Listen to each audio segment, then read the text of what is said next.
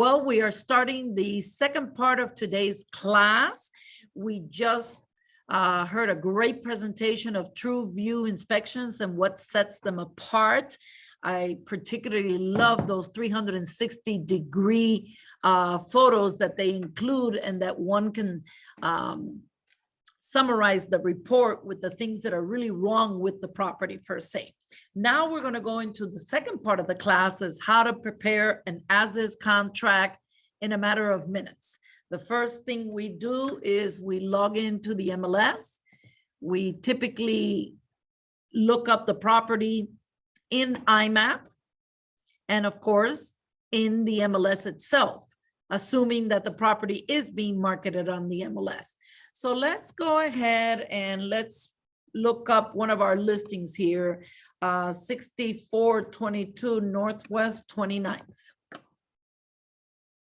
Here it is. This is the particular property. So now I have the folio number. I've got the legal description down here and the name of the owner. And the MLS is here. And you'll notice that this property is currently on the market active. At one point in time, it was on the market and it expired. And at another point in time, it was on the market and the listing was canceled. Okay, so now that we have the property here in the public records in .loop, we have to open up a loop to set up the file. So we're going, I want to make sure I'm in the correct profile. Yes, I am. I'm going to add a loop really quickly. And with the loop, I'm going to go ahead. See, I started typing the address. Did you notice something? This is a listing that's under my name here. So if I click on this one, it'll automatically auto-populate most of the data. If it's a property that you don't find the listing per se, that's fine, but I'm going to go ahead and select this one because it identified it as a property that's listed on the MLS. So we're going to put here continue. It's going to require that we choose a template of sorts. This will be a single family purchase. And why do we do this? The system automatically identifies which documents you need to prepare this offer, okay, and submit it to the office for processing. Okay, we don't need to upload the picture. It'll do that automatically, the first picture of the loop, and the loop is created. Now, what are we doing? We're doing a pre-offer because we're not under contract just yet. So you view the loop. Okay, and it's got the listing folder here and another folder here. Down here is the listing folder of when we got the listing. It just happened to have pulled it in because it's a listing that I'm handling. But did you know you can establish different folders in .loop? So what I typically do is I rename the name of the folder. So this is listing folder. And now this will be the sales folder. So it says here, submit to office for processing, but I like to rename it and call this the sales folder. If that contract falls apart, I could rename it and said fell through or contract canceled, so on and so forth. Now you'll notice, and I'm going to put this big, you have to put a transaction checklist, a sales contract, and along with the sales contract, you're probably going to have some addendums that may or may not apply for the particular transaction. The tax record, the ID of the customer, and the MLS printout. That's why it's important to have in the other tabs the IMAP, and to also go ahead and have the, let me copy and paste here, the MLS number, and bring up that particular MLS on the screen, because you're going to need some data from here to be able to copy and paste when you are doing the actual contract. Okay, so back to .loop. Now, the fact that you got this list doesn't mean these documents are here. You have to add them. And if it says required, the system will not let you do submit for review unless you submit those documents. So if the transaction checklist is one of the required documents, the first thing I do is I click here to add the transaction checklist. In this case, the transaction checklist is in the templates. So we're doing an as-is contract and addendums, but you'll notice on the left-hand side, there's all sorts of packages that are already preset to facilitate preparing a contract, a listing agreement, so on and so forth. So I just went into this file. Obviously, in this file, there's a lot. I don't want to scroll down. So if I just put the word transaction, there it is. Canvas transaction checklist, copy. It goes into the loop automatically and you could fill it out afterward. Now I need to bring in the template for the contract. It's in my templates. If somebody sent you a contract, maybe you saved it on your computer. But in this case, we're doing it from scratch, so it's in the contract. You'll notice that when I clicked here at the beginning, let me do it again. Check it out. The as-is contract is right here because it's one of the things that we do the most, okay? But I usually go into the actual package, and here is the document that I'm bringing in, and you got to do one by one. Yes, I know it's kind of a pain. Tax record. Well, the tax record, all I'm going to do is save as a PDF. It'll go in my downloads and I can upload it immediately. And why do we need this? But right now that tax record is on my computer. There it is, and it's labeled and everything. So we just upload it. Check it out, the tax record for this particular property. And the office needs that only because, not sure why, unable to display. It didn't download. That must be a technical difficulty. What do you think? Oh, maybe I wasn't in property tax. So save as PDF. It downloaded it again. So let me replace the document because there was a little glitch there. I think I was on the wrong side. So tax record, I'm going to add the document. I have to add it separately, by the way, if this happens to you. Now it should be here, but now it's up here and here. Very easy. You just drag it, replace. Ta-da! So now I open up and I replace, there it is, the full tax record for this property. And the office uses that because we have to compare the folio number, the physical address, the name of the owner, and the legal description of the property, and to make sure you guys are writing an offer for the correct property and that you're not trying to sell the wrong property. Now, the MLS, remember we said this property was on the MLS. Here it is. So basically same thing, print to PDF. In this case, you have to download it. So we're going to download it here. And now let's put it in the loop. So we're going to add, it's in the computer, in the loop. Now you see it says agent full.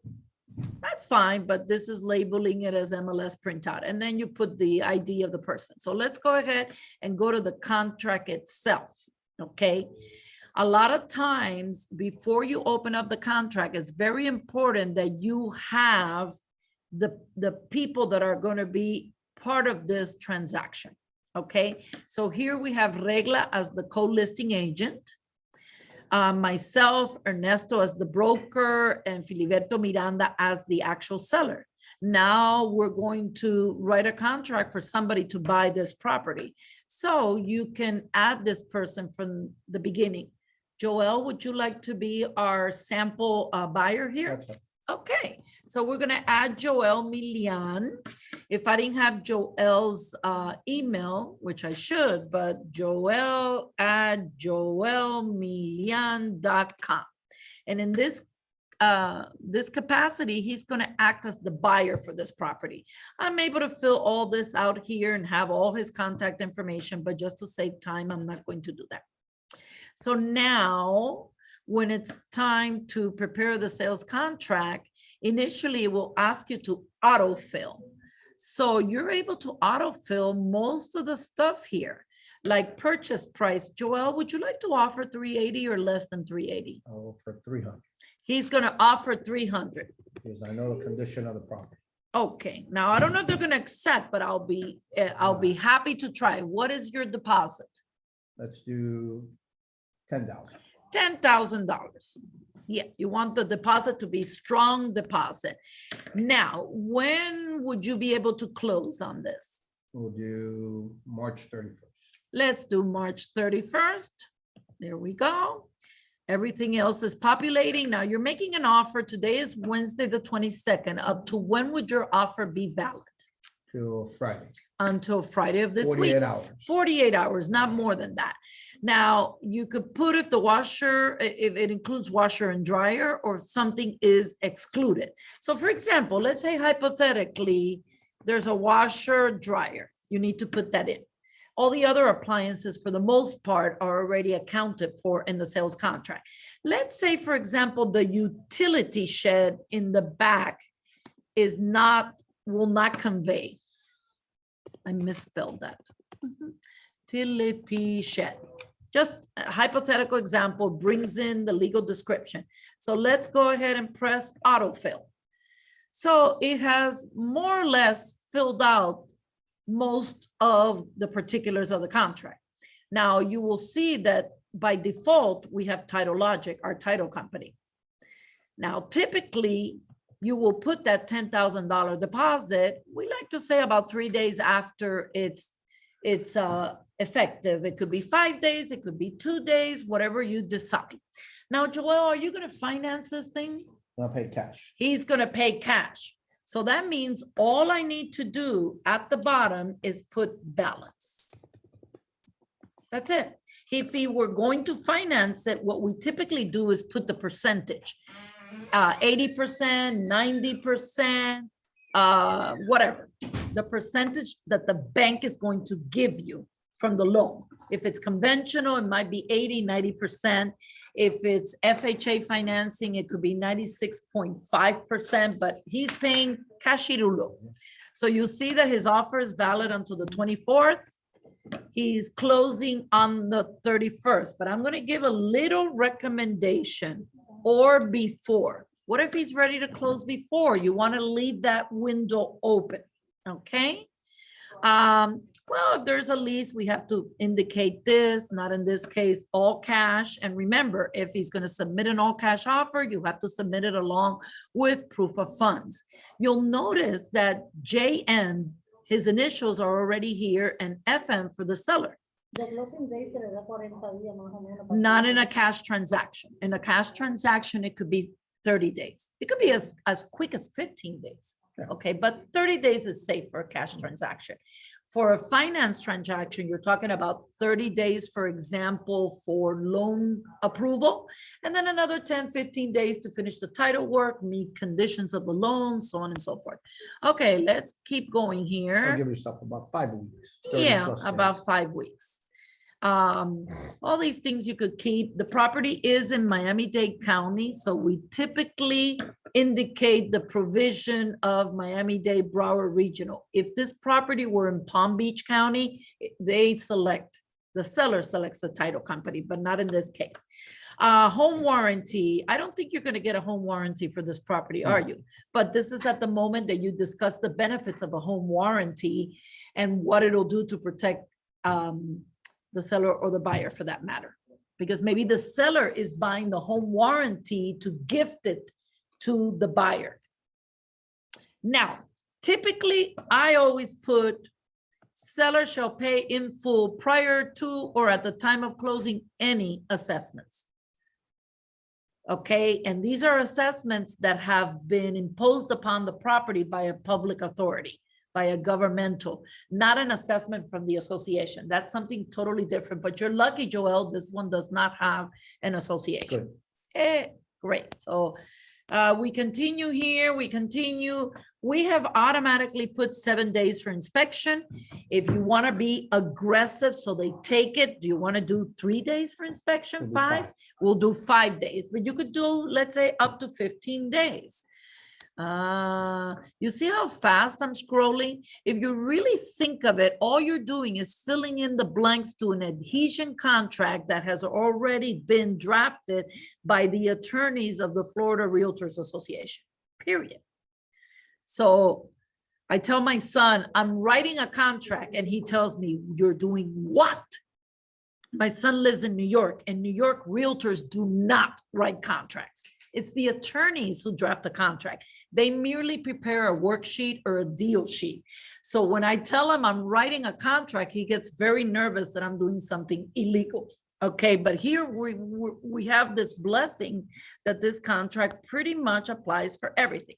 Now then you get to the bottom of the contract, addendums. You'll notice these addendums are A, B, C, D in alphabetical order. Okay, now this property doesn't have an HOA, a homeowner association, nor does it have a condominium writer. If not, I have to click that. He's not doing financing FHA, VA. If not, I would have to click that. I sometimes see people put, when they're financing, appraisal contingency, which to me is an oxymoron because it's already inclusive of the financing paragraph, that if the appraisal doesn't meet the purchase price, they're not going to approve the loan unless the buyer is willing to pay above purchase price. You No, want to it's chime just in? on cash or on finance? No, no, I'm giving examples No, of finance. No, Okay. Finance offers, and you got to go back to that part of the appraisal. Okay, Because you need to, if it's going to be subject to the appraisal, you need to include that appraisal contingency. That's why that addendum is there. really? Yes. Okay. You need to go back Let me there. go back because I had, and thank you for the clarification here. Let's go back to the financing part. Okay. All right, so let's read the part of The appraisal. financing part, what I'm referring to is the loan approval portion that includes the appraisal portion. Here it is, specifically excluding the appraisal valuation. Is this what you were referring to in line 128, 129? Property related conditions of the loan approval, specifically excluding the appraisal valuations have No, not that's been met. No, that's not it. That's not what you're thinking about? So if you look at this from top to bottom, there's nothing there Uh-huh, that protects the buyer on an appraisal, okay. okay? So you think it's good Because- okay, practice here it to is. put It it? says buyer's failure to good faith and diligent effort to obtain, reading 102. Buyer's failure to use good faith and diligent effort to obtain a local approval, blah, blah, blah, be considered a default under the terms of the contract. For purposes of this provision, diligent effort includes, but is not limited to timely furnishing all documents, information required by the buyer's mortgage broker and lender paying for the appraisal and other fees. No, that's. not No, it. no. Right, How so about there's the nothing- top here? Use, There's nothing there, obtain. because this is the thing. You could have a property that did not appraise, right? So Mhm, again, you have a price of 300,000, okay, the property appraised at 280, okay, all right? Now, again, you're buying at 300. If you don't put the appraisal contingency that the property did not appraise, then you're really buying the property at 300, regardless of what the appraisal came in at. So that's why you need to add the appraisal contingency to your Right. offer. Now look what it says here, line 94. Buyer's mortgage broker or lender having received an appraisal or alternative valuation of the property satisfactory to lender, if either is required by lender, which is sufficient to meet the terms required for lender to provide financing for buyer and proceed to closing. That's the sentence that I've always been told that addresses the appraisal, but I agree with you that it's better to be safe than sorry. There's And a to different- include it. yeah, there's a different interpretation, and maybe Alex, we can pull Alex out of. Out of the class when he finishes there and we can ask. So Yeah, let's we come can- back to that. yeah. Okay, so let's go back to, because that's important, because a lot of times if it's not subject to the appraisal, I have the habit of putting under additional terms, this contract is not subject to appraisal. Or buyer agrees to pay no more than $10,000 above appraised value, but never to exceed the purchase price. That's another way you could actually word it per se. Okay, but let's go back to these addendums because we tend to forget about the addendums. If the property was built before 1978, which in this case, this one was, but if you want to double check, we go to IMAP. And in IMAP down here tells you clearly that the property was built back in 1948. None of us were born back Mhm. then, okay? And then, okay, let me go back so you would mark that. Now, if for whatever reason Joel is buying this cash, but it's subject to the sale of his property to have the Good. proceeds, You read my mind because I want to point something out on this addendum itself. okay, yes, go ahead. All right, so go ahead. Well, check in and then we'll go into the addendums. We'll because I go want into to- the addendum in a moment, but what did you want to point out No, about this? on this addendum after. Okay, The yeah, actual because addendum. this is, I had a case that the buyer's property did not close on the date that it was supposed to Mhm. close. Something got delayed. Hello, this is real estate. And the agent that represented the buyer did not adequately request an extension for this Mhm. addendum. They went Mhm. ahead and requested an extension for closing of theirs. Mhm. Okay, so they got in trouble Yep. because we as realtors are supposed to follow all the timelines. Inspection, escrow, appraisal, loan commitment. You understand? Said you need to notify 3 days, after 3 days that the property, so you have a date today, February 22nd, closing, and the property did not close today, okay? You have 3 days after that period, up to 3 days to notify that seller that the property did not close. Because if you just take it for the fact that it says sale of buyer's property, no, 3 days after. Because in the addendum, you put an actual date as to when that property is expected to close. Correct. And that's when he would have the proceeds, for example, to buy this property. And that comes out a lot, and we'll pull up the sale of buyer's property. Now, another thing that's very interesting, Joel is a licensed realtor. So in that case, the licensee property interest addendum. And I typically like to insert here seller's property disclosure, Good point. formally asking the seller to provide a seller's property Now- disclosure. Now, if now you're a that's good a- listing agent, Okay, where but do you now put that's that? a double jeopardy. Okay, Because there's some lenders that then they'll want to see the seller's property disclosure because it's part of the contract. And now that could get you in trouble. true. So it's a good practice, but I You would. see stay- how I we would have stay- different, I would stay away from it. yeah, No. no, and I like your observation because when you're faced with a dilemma in every transaction, you're going to learn something new. And you're going to remember it forever and ever to apply it or not apply it in a future transaction. So I haven't been presented with that dilemma, but it's a valid dilemma if there's something wrong with the property. Then again, if it's a property that's a foreclosure, bank owned, Yeah, the bank is not going to give you a No, they don't disclosure, provide. period. And now, do you put the seller's property disclosure on the MLS as a listing agent, Joel? Yes, I do. Okay, so Joel is giving it to them, but that means it doesn't have to be on the contract, but it's on the And as a matter of disclosures. fact, I put my instructions on the listing agreement. I put submit all offers with, follow instructions and submit offers with the executed seller's property disclosure. Now I know that when I get an offer, that buyer knows the condition of the property of what my seller disclosed, not after the fact, not 3. Not 5 after days the fact. That's a good practice. So if you're a listing agent and you put the seller's property disclosure, you're instructing them to prepare the contract and have that signed when they submit it. Because that way he's telling everybody up front, the seller, everything about the property that they know or don't know. Because in the seller's property disclosure is yes, no, or don't know, for example. Okay, now we come here. Now you'll notice that this is already built in. Buyer will pay a $495 sales service fee at closing to Canvas Real Estate for broker services rendered. A lot of people ask me, why is this fee being charged? Is this a fluff fee? No, it's number one, it's an industry standard.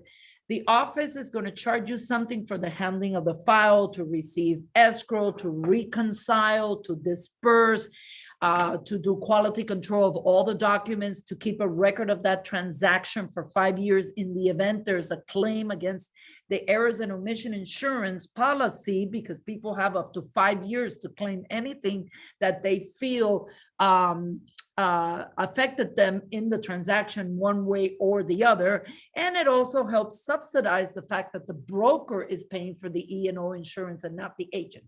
So that's the long answer to this question.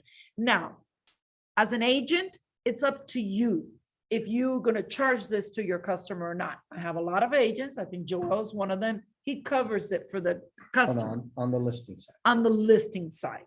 And And if it's that's a past client- policy. If it's a past client, then I don't charge you. for it. Then he didn't charge, but that's his choice. He's running his business. Now, do you tax deduct that? Because I put it as a business expense. Have you ever No, thought of if that? it's- No, but because it's never, in other words, with my other brokerage, it wasn't an issue. You didn't, in other words, it didn't get deducted. It didn't get deducted. Oh, here it would get deducted, and I consider that as business Absolutely. expense. Okay, I consider it a business expense because I'm assuming that responsibility. I'm not making that revenue. Okay, and everybody does it differently. And then we have put here seller, and it's already built in, and please do not take this off. Seller shall be responsible for closing any open and or expired permits, liens, code violations, and or HOA or condo violations before closing. Why have we built that in?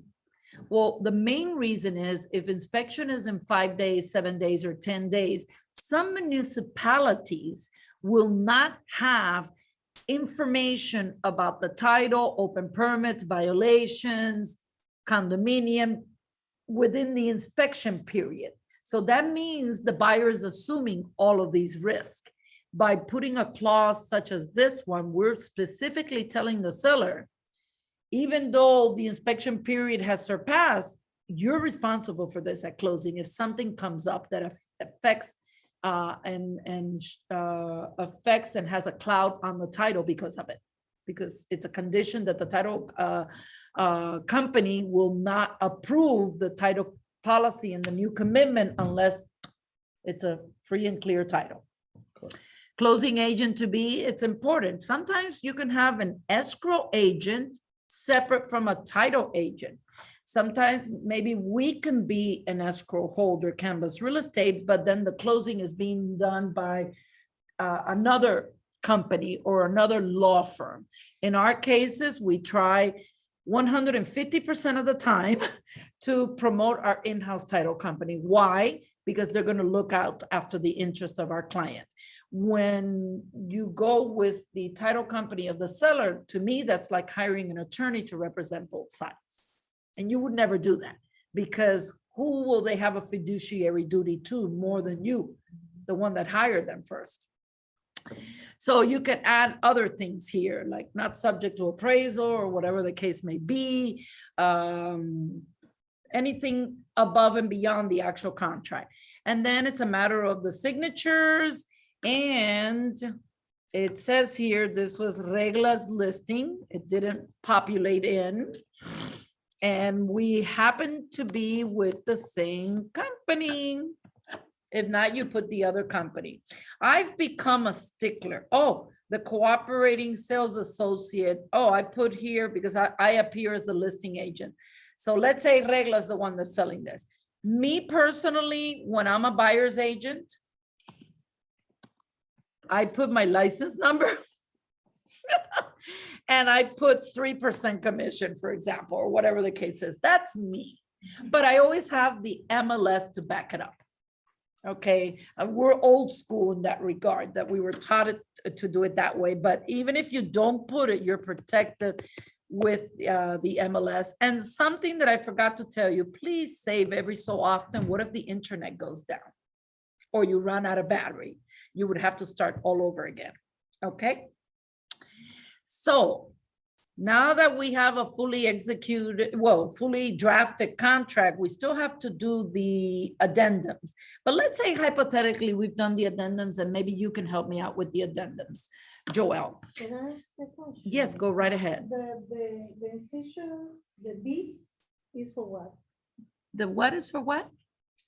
Okay, let me go back. Which line? V.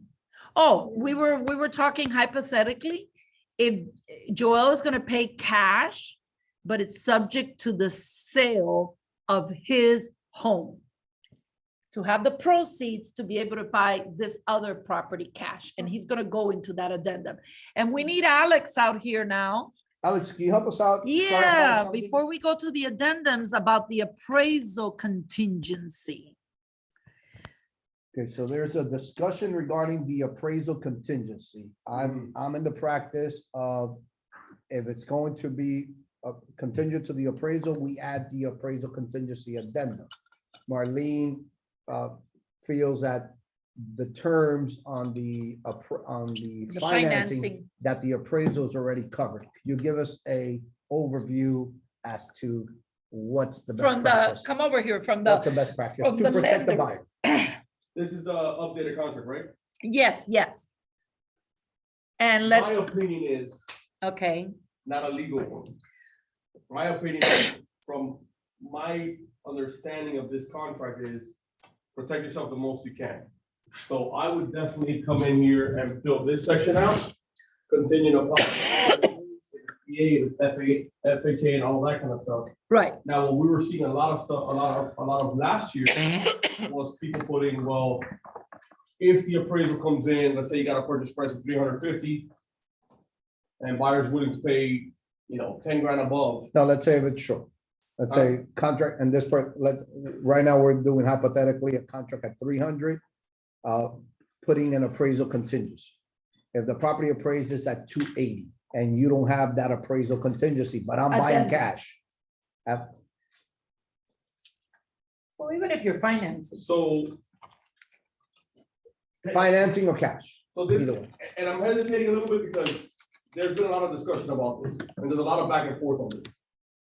My thought process is, once you get, if you're doing a 30-day contingency for financing, if you cancel within those 30 days because the appraisal comes in, it's subject to appraisal comes in short, you could cancel within those 30 days. Now, again, that's not a legal opinion, I haven't had it happen.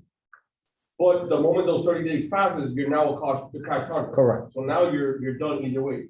I always say, put in the appraisal contingency addendum if you can. If you can get away with it, the seller accepts it, get away with it, put it in. Okay, That's my thought process, just because you're just adding another level of ammunition in case you do gotta back out because of the appraisal. You have but- clear cut documentation. But again, going back to this, again, the question is, if you don't have an appraisal contingency and the appraisal comes short from the sale price, does the buyer have, is the buyer covered with this contract? As long as it's within the 30 days, one of our conditions of approval is gonna be subject to appraisal. The value or the appraisal? We're talking about value here. Yeah, so our conditional approvals come out and they say, subject to an appraisal coming in with a minimum of X factor, which is whatever the purchase price typically is.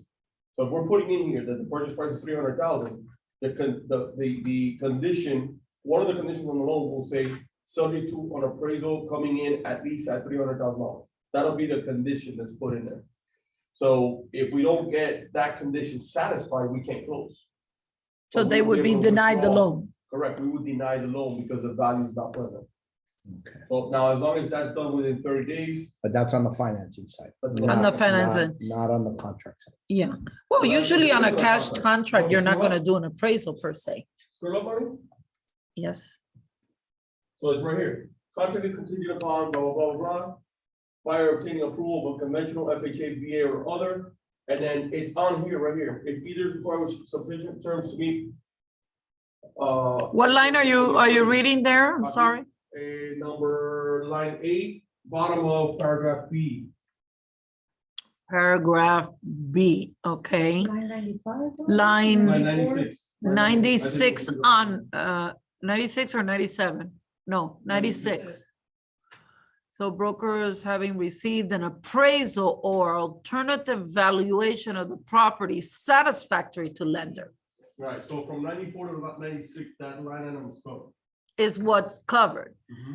But if he puts the appraisal contingency addendum, it's an added layer of protection, in other words. That's my opinion. Again, that's not a legal one. That's my opinion. Well, remember, contracts are always drafted in such a way that it lends itself to interpretation, depending on the attorney that's looking at it. Right. And I And learned that that's- from my son. That's one of the, no, that's one of the biggest things that when you get a letter from an attorney, it's an attorney's opinion letter. Right. It's not a factual letter, it's their opinion. So that's what they're telling you. So it's the same thing with contracts. So your thought process on adding that addendum is just some extra layer of protection for your buyer. Right. Now, I will tell you as an investor myself, you know, you guys work with a great title company that has a real estate attorney involved. If you guys are doing addendums and you're not experienced with doing addendums, have one of the attorneys take a look at the addendum for you and help them and have them prepared, because that can also lead to, I had a $15,000 loss on a purchase one time because my realtor prepared my addendum. And it was due to interpretation, and there was a lot of interpretation factors in there.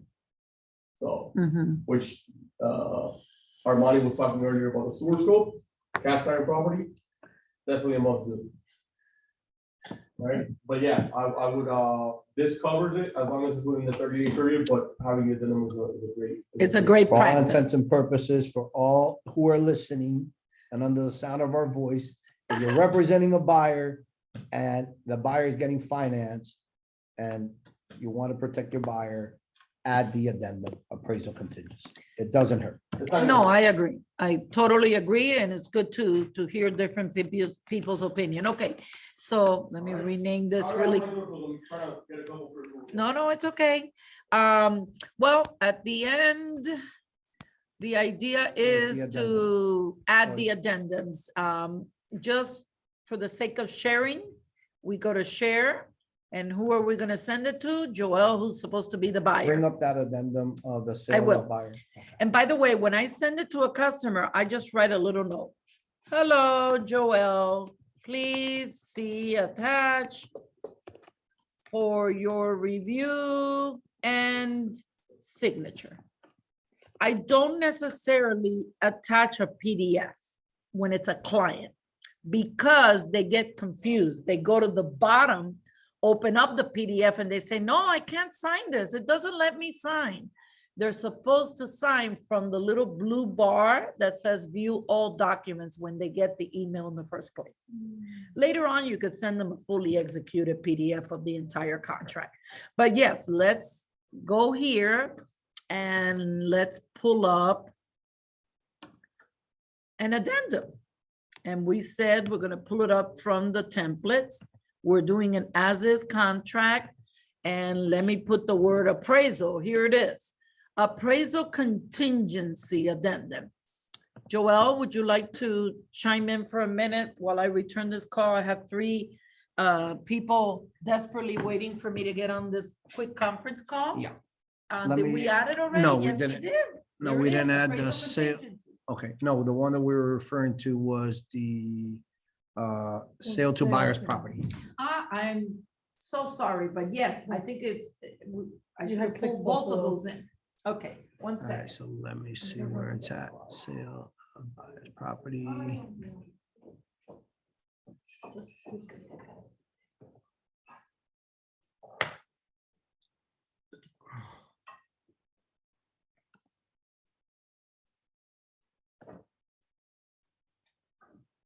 Just bear with me here, guys.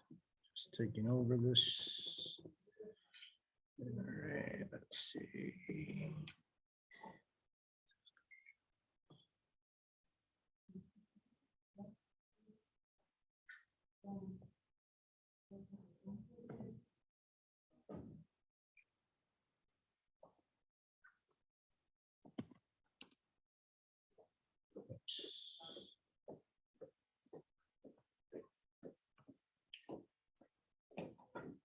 All right. So I kind of erased this. Give me a second here.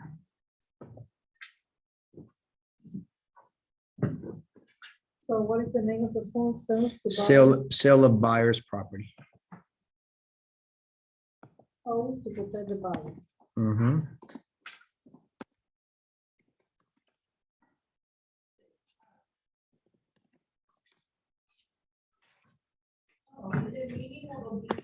How long between you usually keep those open for?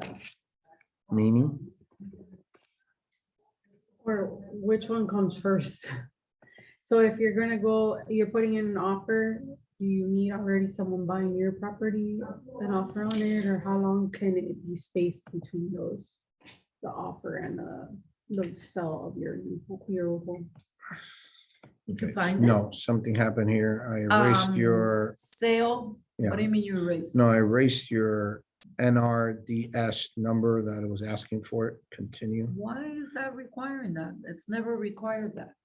No, I'll continue. I just added it there. Okay. That I Here we know are. of, it's in Miami documents. If you scroll all the way down, Sale of buyers. there it is. There it is. All right. So we're gonna copy. And we're gonna take a look at this addendum real quickly, so you could see what the conversation was about. Oops. I notice here at the end of this. Where is it at? Sale of buyer's property. Okay. Notice here after the date here, buyer may within 3 days thereafter. Okay, so let's say we put here today's date, or say February 28th, okay? Right, so after this date, so I'm committing to purchase this property contingent that I sell my property by February 28th.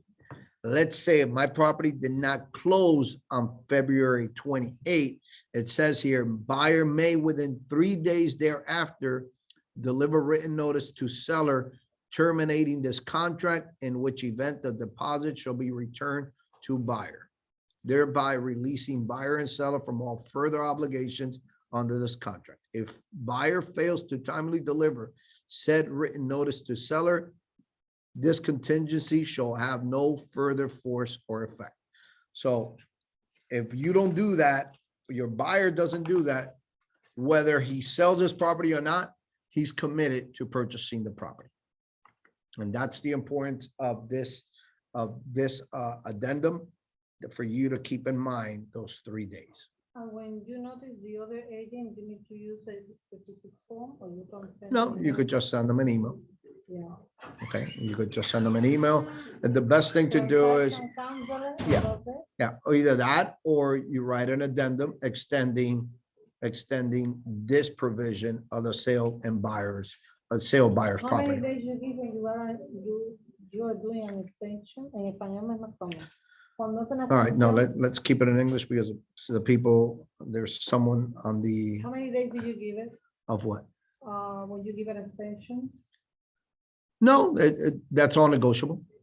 You know, there's no rule of thumb.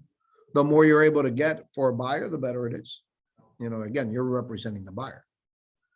Now, the listing agent, you know, if you put 30 days extension, the listing agent may say, no, not 30, 10 days, 15 days. So, but you always try to get the most for your buyer. Okay, now Jency had a question. How long typically is that? How long can I go? 30 days after? On an addendum, on anything extension? Yeah, again, it's negotiable. Hmm. Okay, Because if it takes longer to sell your property to be able to purchase a new one, I don't want, like, how do you know how fast the other property will sell?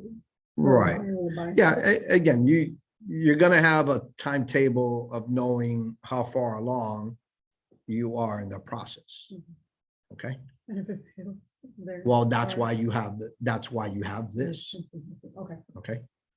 So, Understood. all right. So other than that, I think that we are almost, not almost, we're done basically. as what we were discussing. So with that, I'm going to ask the what I did here, give me a second. Where's my peeps on Zoom? Somewhere, no. Where are you people? Did I lose them? I don't know. Where are they at? The bottom, there's no Zoom call on the bottom tabs in the main board. No. Hold on, guys. Down there. No. Zoom, no. Hmm. All right, hang on. Trying to find you.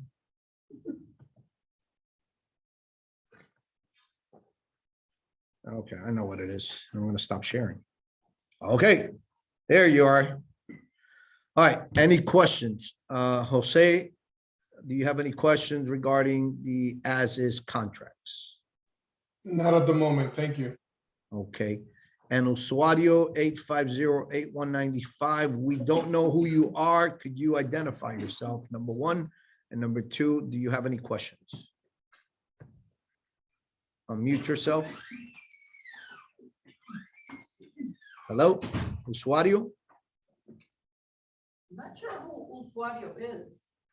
All right, Anyway. okay, all right.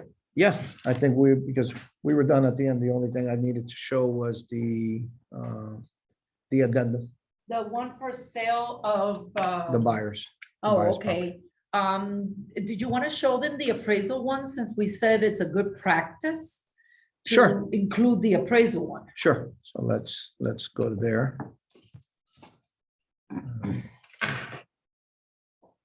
Let's go to dot loop. So the appraisal contingency.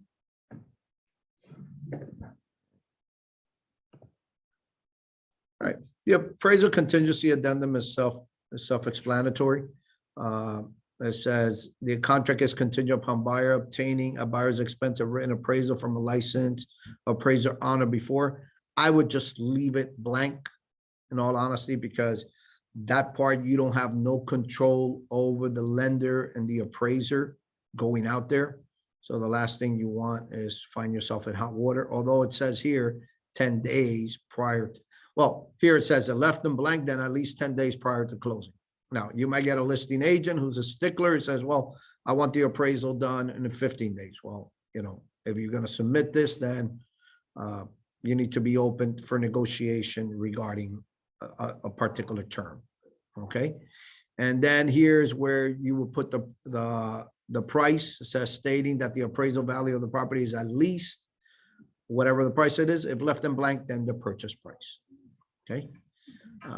So that's basically what the appraisal contingency looks like. All right. I'm going to share one more addendum here, which this is sometimes could be confusing. And this is the lead base addendum, because there's a lot of initials, a lot of signatures that are required on this addendum. So let's bring it in here. Okay. So add document.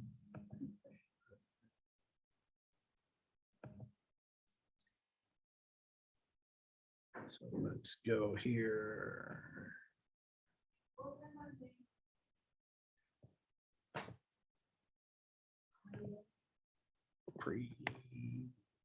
Base.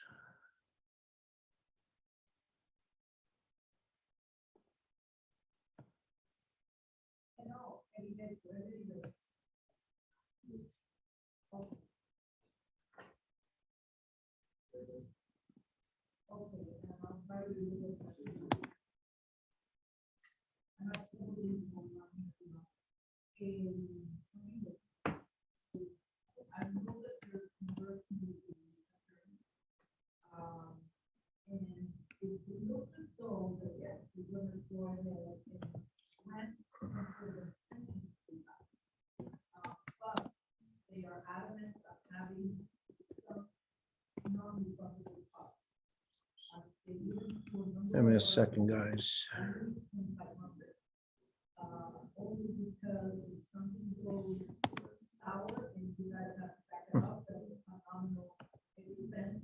El Celso Fire lo cogió did you get it from the Miami Association, No, it's from there, from the interactive forms. Interactive Phone? Yeah.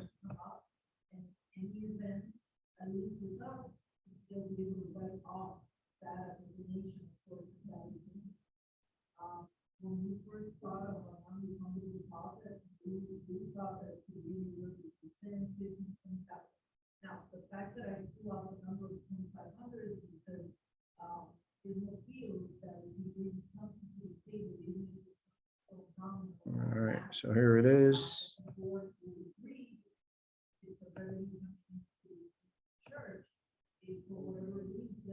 Okay, so lead base.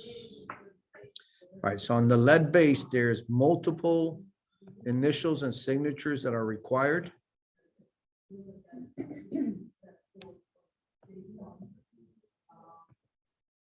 All right, now notice. Oh, wait, is this the right one? This is not the right one. That's your rental, no? Yeah, this is the wrong one. For rental. Sorry about that.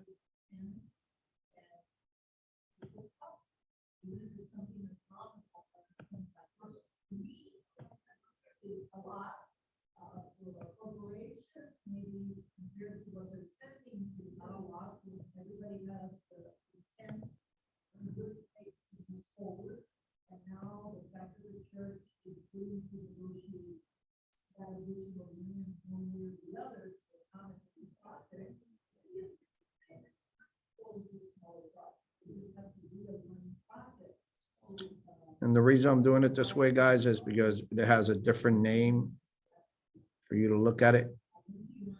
And sometimes it's not the right one.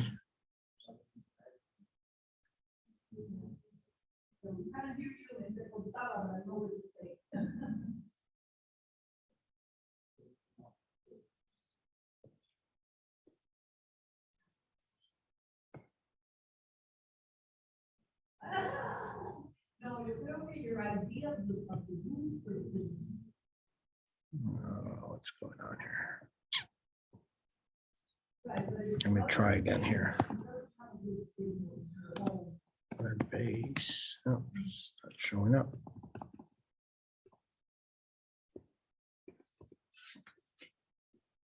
I'll find it, guys. Just bear with me.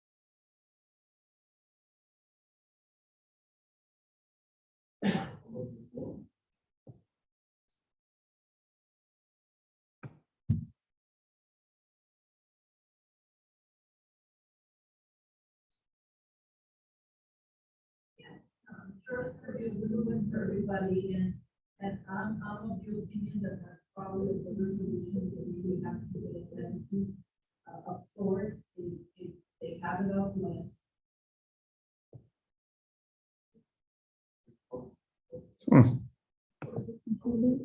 No, can't. If it's there, I'm there, where it says lead base, but it's not giving me the one I'm looking for. Oh, there it is. All right, finally. Where was it under the thing? Sí, estaba ahí. Lo que pasa es que with this, con el scrolling, It was going fast. yeah. Okay, thank you.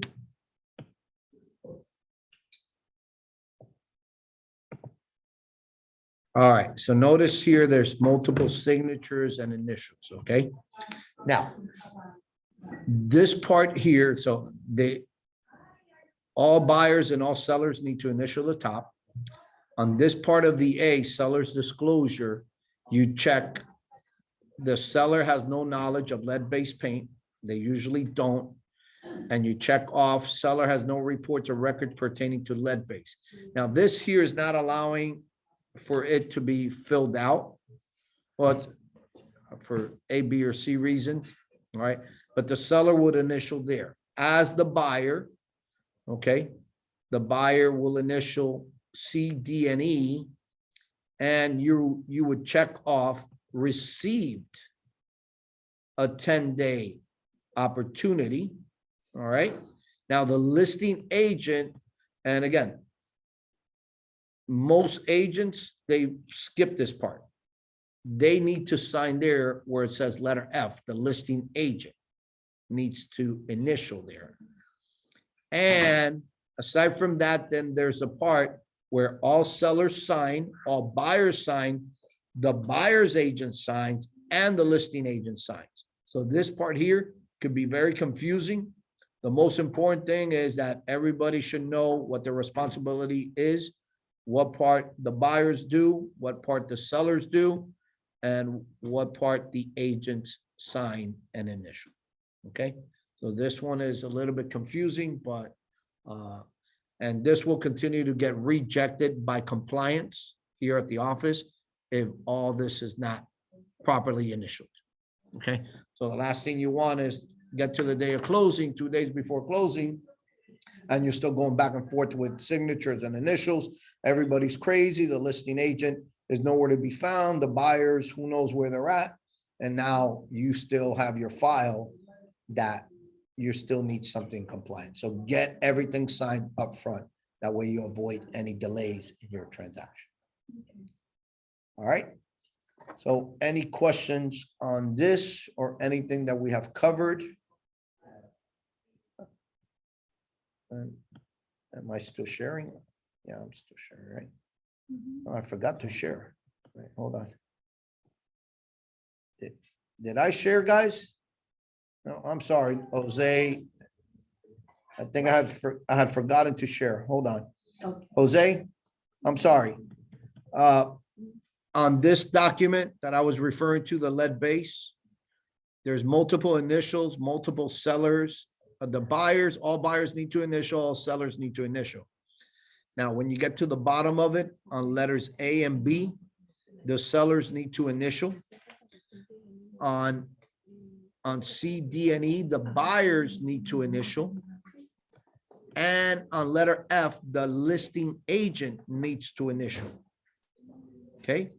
And on the bottom, all sellers need to sign, all buyers need to sign, and both the listing agent and the buyer's agent need to sign as well. So this one is, it could get a little bit confusing, and this one you only need it when it's a property that was built before 1978. Oh, and more importantly is that you check off seller has no reports, seller has no knowledge. At the end of the day, you're the one that's submitting the offer and you're including this if you're representing a buyer. So might as well just check it off. And then here on the buyer side, you put buyer received a 10-day opportunity to conduct a risk assessment or inspection for the presence of lead-based paint or lead-based paint hazards. Okay, so this one I know it's a stickler and it's confusing. And I'm reminded of something else, one more, a condo association addendum. Let's do that one as well.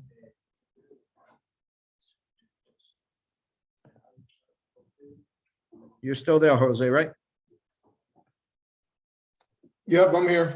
Okay, so let me just share one more addendum here, which is the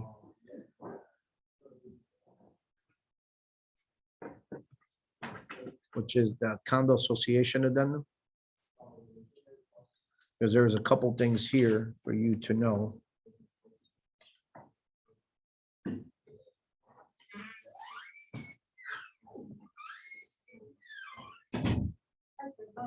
Quería preguntarle algo a, No problem. ¿cómo se llama? Disculpe, porque no me No gusta problem. interrumpir la clase. Nos quedamos. Yeah. Sí, estoy haciendo. Y ya una- todo lo creo. Okay. No problem here. Condo Association addendum. Again, I don't know why they don't show up. This is a crisp. There's another contract. But we deal only with the as is FAR bar. Okay, so. All right, so why is not showing up here? Voy a printear el contrato. Te printeo uno. Interactive docs, let's Porque see cuando here, veo- condo. A practicar. Claro, y como tú cuando vas a hacerlo, tú mira el chivo, printea. All right, it's gonna be a work in progress here again as well, so just bear with me. Practicado bastante cosita.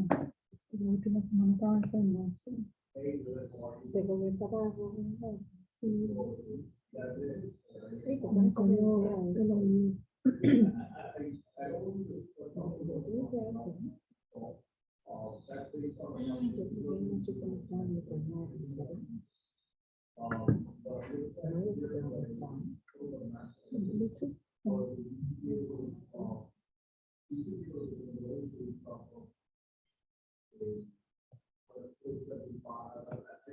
I don't know why I'm having so much difficulty with this here. Contract to lease.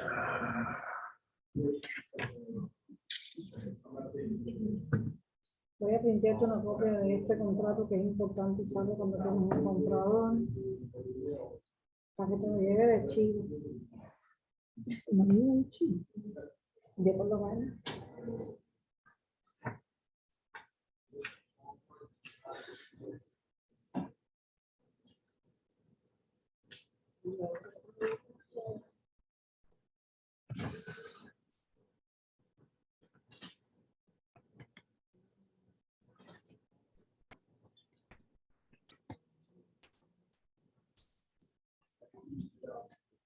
Yeah. All right. Yeah, that's not cooperating with me, so I'm sorry. ¿Qué pasó? No, I'm trying to find the addendum for the Vale. condo association. Y no está cuando te metes en los que adendan de las FAR. Ahí hay una pila. Un condo aquí arriba. A ver, Condo. mira, a ver. Ahí te salió. ¿No es Sí, ese? no, no, No es no el hay que, sí, no hay No. que tocar condo. Condo Association el segundo. Sí, no, no No. hay otro. All right. ¿Y cuántos condo Ah, here, association? there. Okay. ¿Cuántos condo association hay? No, because there's one for every contract. There's two contracts. Remember, there's the as is, the FAR bar, and there's a crisp. Okay. Okay. Ay, Now, on this condo association addendum, yo lo voy a bajar, se lo voy a printar para él y para mí. okay. Nosotros poder, All right, so on the condo association addendum, there's a couple of things to check off. All right, now, usually they're required, so you always mark is required, the approval is required, all right? Now, on item number 2, for the most part, I would say 99% of the time, the association does not have a right of first refusal. So therefore, you select does not have on item A, and then on item B, do not have a right as well. Okay, so you fill that out as well. Check that off. Then you put here the amount, if it's monthly, all right. And here, if there is a special assessment, this is very important on page 2, letter C, item 2. If there is a special assessment, and even if there's not, You're representing the buyer, you want to check off seller, always, seller. If left in blank, then buyer shall pay installments. If seller is checked, seller shall pay the assessment in full prior to or at the time of closing. So check off that one. And here's something else that's very important, okay? So in the state of Florida, every buyer that purchases a condo has the right to receive the condo docs, the articles of incorporation, all the documents pertaining to the condo association.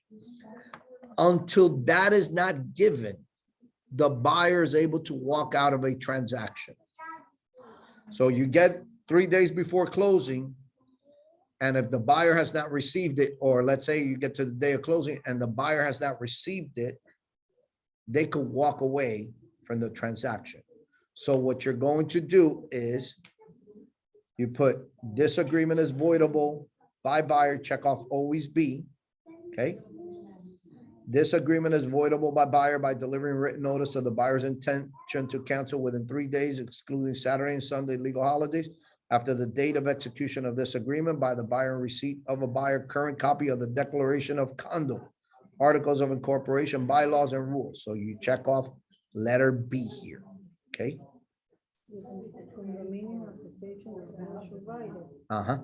Disclosure, condo association disclosure rider, okay? So that's important, okay? Then the other part here, which really doesn't require an initial, but it's a good practice, okay? You put buyer's request for documents. You check off request, okay? And now when your buyer receives it, you as the buyer's agent, okay? Or if you're as a listing agent, for you, it's very important to know when the buyer received it and for them to initial that they received it. So buyer received the documents described and you put the date, and let's say it's today's date, and let them initial next to number 7. Now you're covered on everything.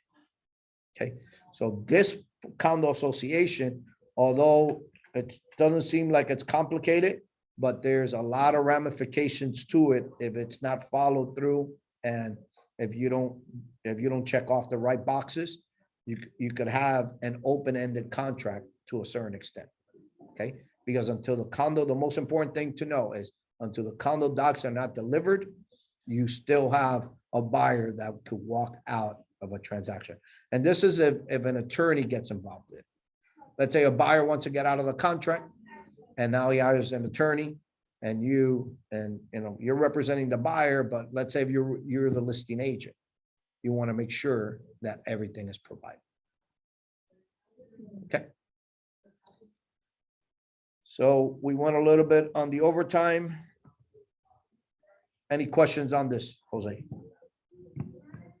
I'm good. Thank you for the explanation. Okay. All right. Well, this ends the as-is contract training for today. And I'm going to put on pause and we're going to stop. Are you sure you want to stop recording?